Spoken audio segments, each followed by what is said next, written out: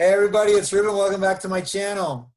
So I'm continuing in the Chatting With series, and I am pleased to introduce everybody to Jon DePue.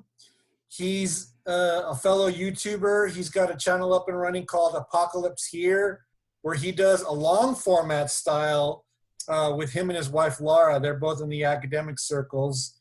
And so I'm just so thrilled that you said yes to be on my show, Jon.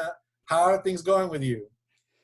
Yeah, well, first of all, thank you for having me. It's a pleasure to be Heck here. yeah. And yeah, things are going good. We were kind of talking a bit before we started, and yeah, my wife and I just moved to Virginia from North Carolina and started new jobs. So all the hectic stuff that goes along with that. But we're settling in pretty well, and finding our way around a new city, getting to know people. Yeah, so doing well overall. Yeah. Right on, right on. Yeah. So just to give everybody a little bit of context, so I met Jon through Twitter, and what I thought was really cool is, I'm a fledgling YouTuber. I'm still trying to get my channel off the ground, and what I thought was really cool is your open engagement, that you just had these, even though you're long form, that you encouraged just general openness with your open streams. And I just think that's a really cool format, and I've been on a couple of your dialogues in the open streams, and I had a lot of fun doing that. That's going to be in the info card for those of you that want to look at one of those in the past. But I'm always intrigued to find out people's origin story, if you will. And so if you want to just take a minute and tell us about what prompted you to get a YouTube channel going, that you want this long format. Tell me a little bit about the sense of what prompted you and your style. Yeah, good question. Yeah, as far as the reasons why we decided to start, is part of it is sort of pandemic boredom, honestly. Being at home and doing I was at the time working as a director of Christian education, and our church was entirely on Zoom, and so the whole education programming was completely different. It's hard to get people engaged when you're completely on Zoom, so there really wasn't a lot going on in that way. So I was kind of thinking of ways how can I use my education, my experience in the church in a different way. And I was actually, starting to become fairly active on Twitter and seeing people who had channels, watching the videos, and just sort of thought, maybe this is something I could do, and talk to Laura about it to see if she kind of wanted to be involved in some way, because she had been doing her podcast New Testament Review with Ian Mills for quite a while, and they had just started the kind of YouTube channel offshoot of that during the pandemic for similar reasons. And so, yeah, we just wanted to give it a shot, and the whole idea is trying to make theological ideas and concepts and biblical studies ideas and concepts a bit more plain for everyday people than they usually are in sort of academic circles, where it's pretty jargon laden and difficult to understand. So that was kind of the purpose behind it. Was I trained in this way, I really care about it, and I care about it enough to want to make it understandable to people, right? Which some people aren't that interested in, and it's a shame. So that's kind of where the impetus for the channel came from. Yeah. And then I guess as far as the long form nature of it was, it kind of happened by accident. I didn't, decide up front, am I going to do long form or kind of short form stuff, right? I just started talking into a microphone, and it ended up being pretty long. And I'm still trying to figure that out, and still trying to kind of introduce a bit more shorter form stuff, shorter form sort of essay reviews, that sort of thing. But yeah, that's kind of how that happened. Yeah. Gotcha. And I think one of the things that I found you and Laura intriguing is that you guys come from an academic circle. And so in my experience as being a Christian, I've only been introduced to those who might be theologians, which they're in pastoral ministry or just generally just talking to fellow Christians, right?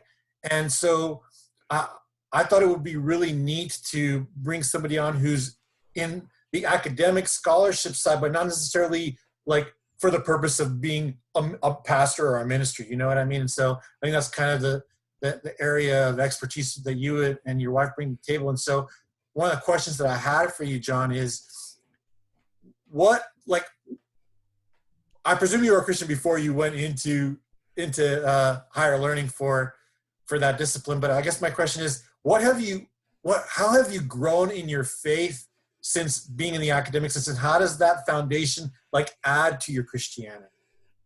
Yeah, that's a good question. And I converted quite late to Christianity. So I converted in college. So I didn't grow up in a Christian home or anything like that. I didn't grow up in like a explicitly sort of atheist home either. It was just more sort of, just wasn't really part of our lives and part of my upbringing. And in some ways it was through beginning to study philosophy in college during my bachelor's degree and religious studies that I found reading sort of major figures in the Christian tradition, like Augustine, Aquinas, Gregory of Nyssa, these sorts of really foundational figures of the theological tradition of Christianity, right? I was really confronted with the love of God that they were witnessing to. This God who loved humanity so much that this God would become a human being and journey and die on a cross and die a criminal's death. That was a really powerful story that I was being introduced to through these figures who were, extrapolating from the biblical text, trying to think theologically in the light of the text, right? So it was really through academic study initially that I was kind of brought into the faith. And so I got linked up with local Presbyterian church and kind of got involved in the church in that way in college, and then discerned a call to a divinity school at Duke and just continued learning about theology, about biblical studies and all of that. I would say in terms of strengthening my faith, I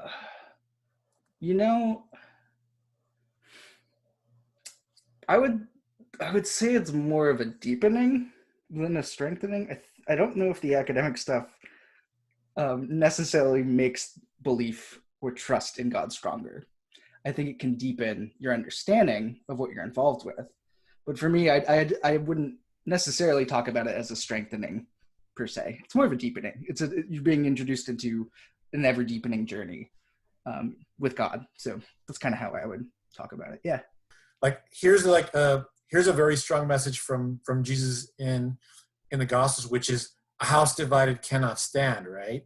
Mm-hmm. And so I was thinking about this earlier in the sense of within Christianity, like we're unified in the gospel message, obviously, mm-hmm. but there's like 8 trillion different like denominations of Christianity. So from your scholarship perspective, would you say that Christianity is a house divided, or is the unification message of the gospel keeps us united as a body of Christ?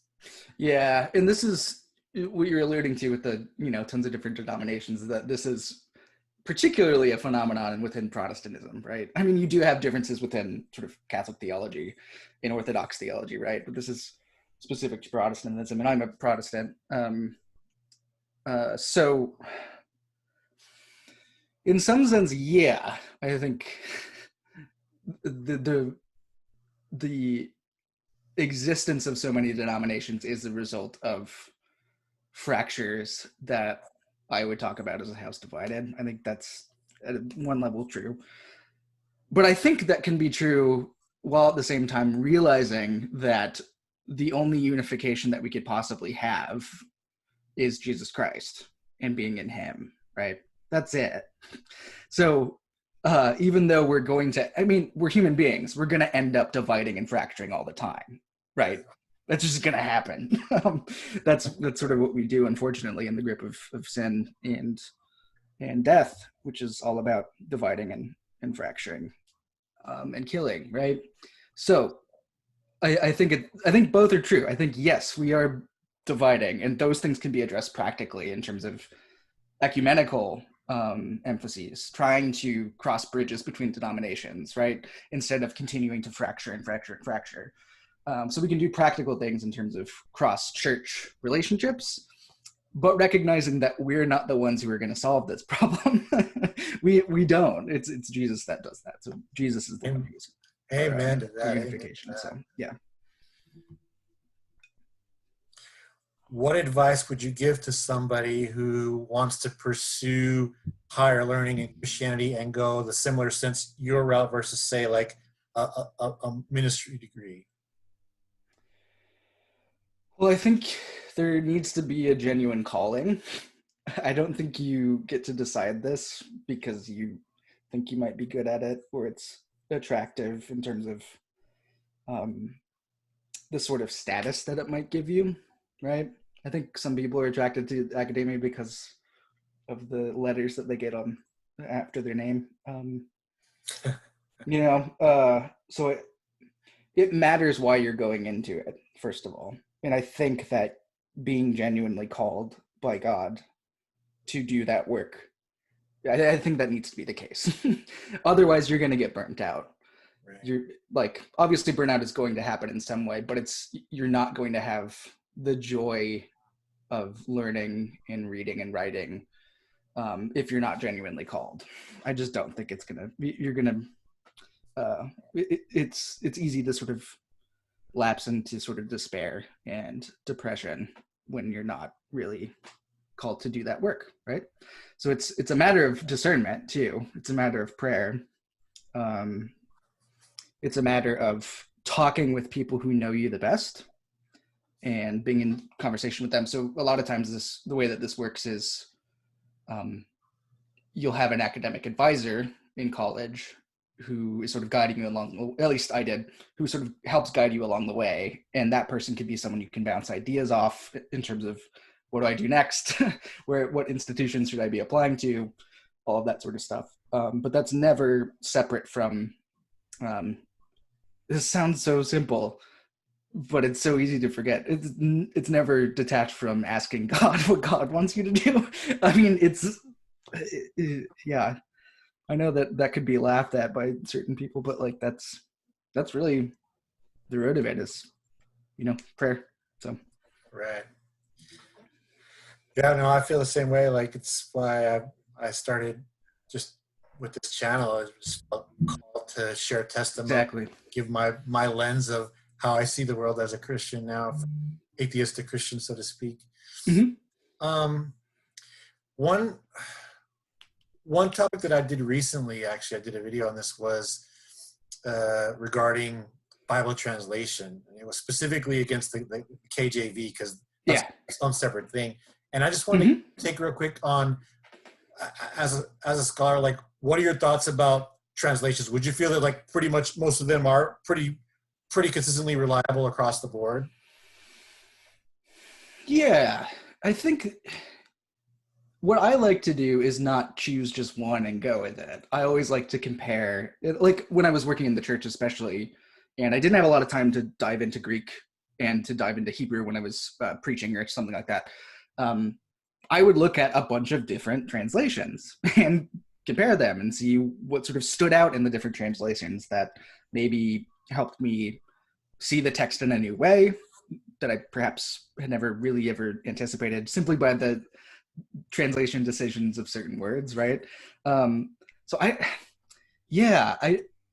have my personal preferences in terms of what I've found most useful. Like I really like the NRSV. I like, I mean, the ESV is okay. I think it has some issues in certain ways. I mean, the NIV is fine in a lot of ways too. And like, I don't know, I'm not beholden to one specific translation. I like to use a lot of them, including the KJV.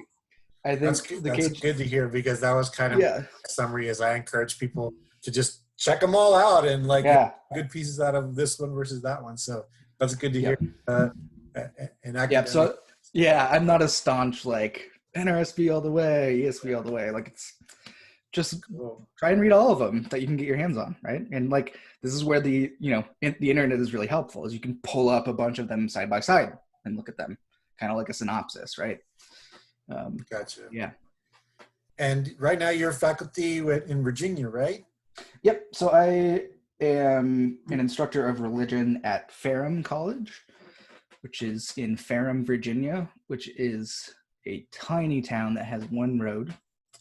I'm serious. One road, one restaurant, and then a college that's on Ferrum Mountain. So it's in the foothills of Virginia. And yeah, one restaurant, it takes cash only, and it's pretty good. And then the closest city is Roanoke, which is where Laura and I live. So we commute about 45 minutes to an hour to get there, driving through the foothills. Right?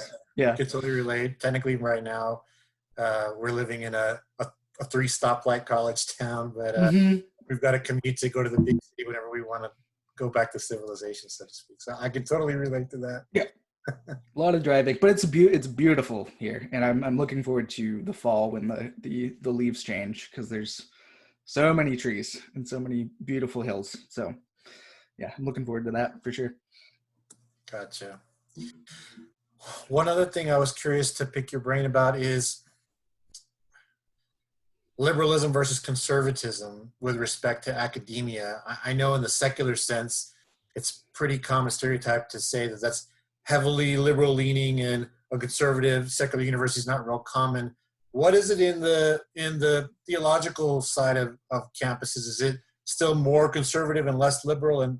And what is your thought either way about that kind of stuff? Yeah, I mean, it's all going to be very dependent upon the institution itself. So my experience at a place like Duke was, this might surprise some people, is that it did have a pretty, at least Duke Divinity School was pretty moderate and somewhat conservative leaning in a lot of the positions that the faculty had and the stuff that they were writing, the theological stuff that they were writing.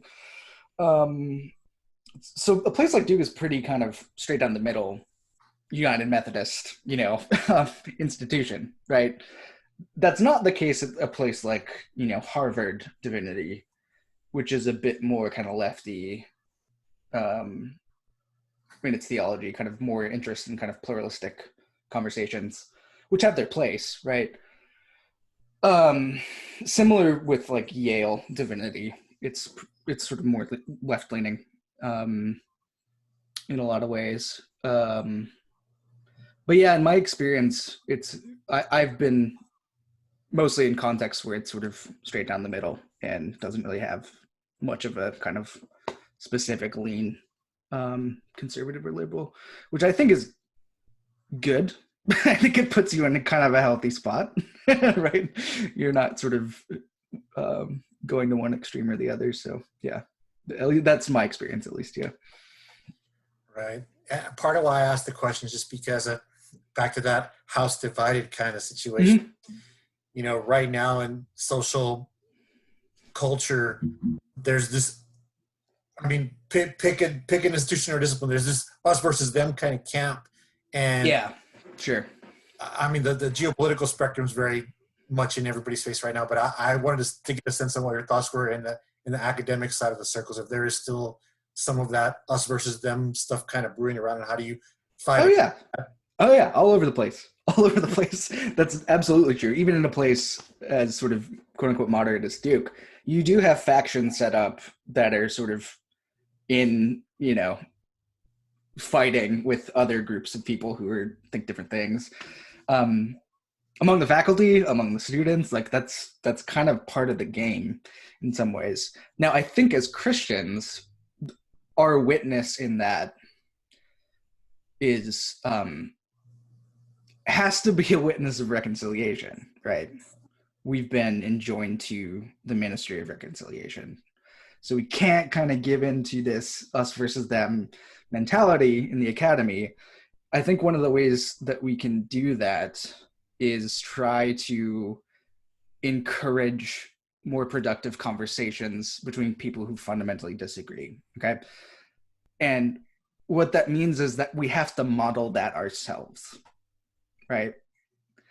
The means is the end.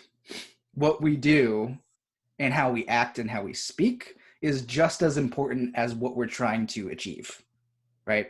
So if we're trying to achieve better conversation, reconciliation, all that sort of stuff, we better be modeling that in the way that we talk, in the way that we engage with other people. So I think that's where it begins as Christians in our witness in those spaces, is we're the sorts of people who should be pushing for better understanding. We're the sorts of people who should be involved in hard conversations, but do so in a way that's gentle and kind and loving and all of the other virtues and gifts of the Spirit that we've been given. So I think that's what we need to be doing. Yeah. Yes, that's so good. Thank you for that. Yeah, you bet. So I remember when I started checking out some of your content, you have this, I would probably say, it's safe to say, it's probably one of the longest intros out there for a YouTuber. But you know what? I found it pretty, believe it or not, because it, you know, I was into that kind of grungy, bandy kind of sound. Yeah. And then I come to find out and reading your bio details that that's actually like part of your band. You're in a band, right? Mm-hmm. So tell me about that. Yeah, so that's the band that I'm in. It's called Beket, Beket. The band is originally out of South Carolina, so my buddy Ethan and a couple of his friends started it a while ago. And then I joined up in 2019, June of 2019, so it's only been a couple years. But I got linked up because Ethan, he's sort of the front man in the band, went to Duke as well. He was a few years behind me. So I had already graduated and was still good friends with one professor in particular who hosted a reading group on Karl Barth. And Ethan came along one day to the reading group, and so we met through that and almost instantly became good friends. So I cherish my friendship with Ethan quite a lot, and through getting to know him, found out he was a musician and that he played in this band called Beket.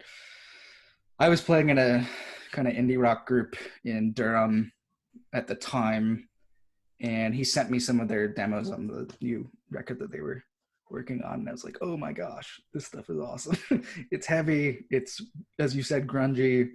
It's kind of got like this early 2000s like alternative rock kind of vibe, and I was like, this is awesome. And eventually, after about a year and a half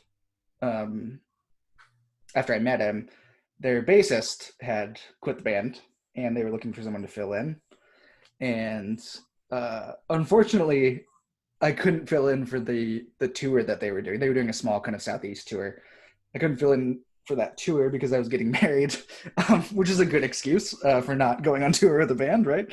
And then after our honeymoon, getting back in Durham and settled, I played a couple shows with them and really kind of meshed with the group and been with them ever since. And it's been a super fun and meaningful creative outlet for me, is playing music and playing live shows, recording, all that sort of stuff. Are you still going to be able to hang out with the band, or? I will, which is, yeah, which I'm very, very happy about. I'll still get to play with them, and it'll just be, logistically, we'll have to kind of be really intentional about kind of practice time, how we're going to schedule shows, because we're wanting to do kind of a Southeast run this fall. And yeah, it's just going to be a matter of kind of figuring the sort of logistical stuff out. But since we don't practice a lot, because we kind of trust that we know our parts and that we can play well together, it's not something that we have to be together sort of every week or even every month. It's kind of more relaxed than that. So yeah, I'm thankful that I can still play with them, even though we moved. But yeah, thanks for asking about that. Not many people ask about the band stuff. Oh man, I want to get to know people. I don't just want to get a topic. So thanks for sharing. And that sounds exciting. You actually like going to do a little bit of a tour. That's got to be fun to look forward to. For sure. And we'll be putting out, we're starting to work on a little EP, kind of probably 4-track EP right now. We've been recording some demos in our different places and kind of sending tracks along and working on it from afar. we'll probably be releasing something early next year, an EP, but that's yeah, I'm not really sure exactly when that's going to happen, but it's kind of in the works right now. So you can check the band out on Spotify. I'm happy to put that stuff down below. Yep, we're on Spotify. Just search Beket, Beket. We've got our most recent album is called Bad Form. It came out in 2019, and a couple of other albums and EPs that were written and recorded before I was involved. But yeah, check it out. We're on any streaming platform that you have. So yeah, that'd be awesome. Right. We'd love to hear feedback. I'll definitely have those deets for the folks in the details. And so I guess in closing, so let's get back to your main YouTube page. So what do you want to say about it? Like, what do you got coming up? What do you got in the works, and how do people find you? Yeah, so it's just youtube.com/apocalypse here. And as far as what we've got coming up, I've had to reschedule a lot as we moved. I was a bit too ambitious about what I could actually do getting a move to a new place. So we'll have a more concrete schedule of videos and interviews coming up. I have, I think, 6 people who I need to contact to get back on the books. I'll be interviewing Christiana Tietz, who is a Bonhoeffer and Barth scholar who recently wrote this Karl Barth biography, A Life in Conflict. I think it's going to be the new standard biography for anyone who's interested in Karl Barth. It's very, very good, and I was surprised and thrilled that she agreed to be interviewed on it. So she's a German professor. So I'm looking forward to that. I'll be having, do you know Nathan Ormond, Digital Gnosis guy? I'm having him on. He recently returned to Christianity after a few years sort of being involved in counter apologetics and stuff like that. I'm going to have him on to just kind of chat about what it means to kind of become a Christian again, what that looks like for him. I think it's a really cool thing. That sounds super exciting. I'm looking forward to seeing that. Yeah. So I'll be having him on at some point too. Who else do I got? Melissa Flora Bixler, who is a Mennonite pastor in Raleigh. I'll be having her on. She just released a new book called How to Have an Enemy, which is also a really good book. You should check that out as well.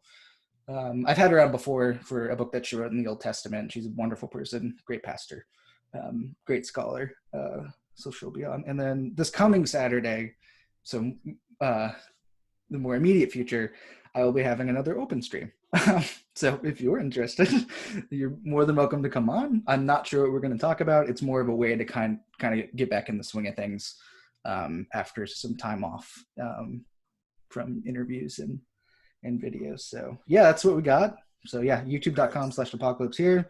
Like and subscribe if you haven't already. But yeah, I appreciate it, Ruben. This has been fun to chat with you a little bit. Yeah. Yes, it's been a pleasure. Thank you so much for coming on. And you guys heard it, like Jon DePue, aka Apocalypse here. He's going to be super busy with a lot of upcoming cool topics and folks that are going to be on his channel. So definitely check his content out. And thanks everybody for checking out this episode. I hope you enjoyed it. God bless you guys. I just crucify.